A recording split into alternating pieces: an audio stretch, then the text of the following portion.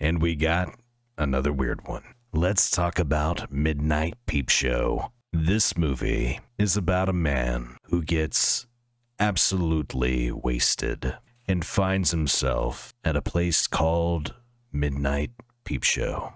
And then he goes in and experiences the tragic moments of 3 different women's lives. I'm going to give a warning, because I'm not a fan of it either. If you have a huge aversion to SA, steer clear. There's your warning. It is very prevalent in this film. And I don't want to go into too much more detail about the plot of the movie because it kind of gives away the journey that you're going to experience while you watch the movie. And I have to say, the concept of the film is actually very interesting. The acting is actually very good in this movie. The stories being told are interesting, but I don't know who wrote the dialogue for this film, but it is some of the most cringe-inducing dialogue that I've heard in a very long time. It is so ridiculous, especially the second tragic storyline that you get to witness. Some of the dialogue is so bad that I actually thought about just turning the movie off.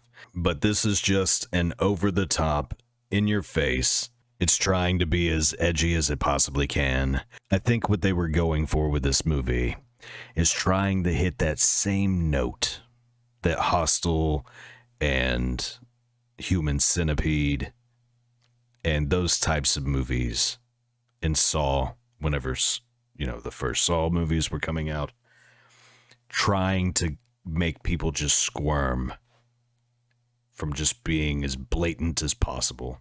Truthfully, if the dialogue was better, this would actually probably hit those same notes.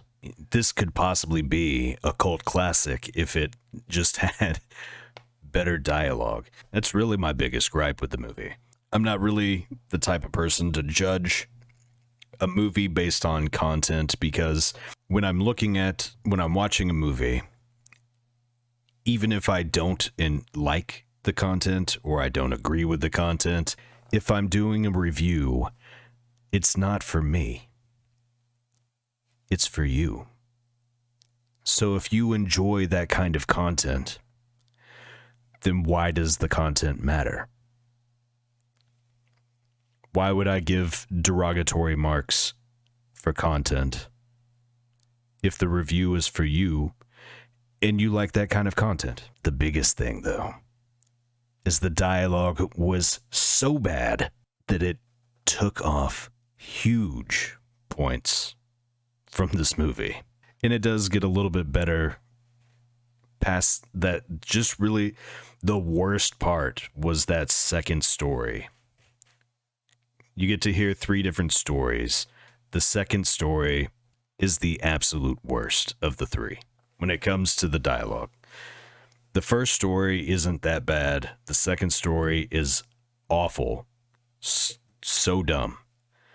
Not the content. The content on that one reminded me of Saw.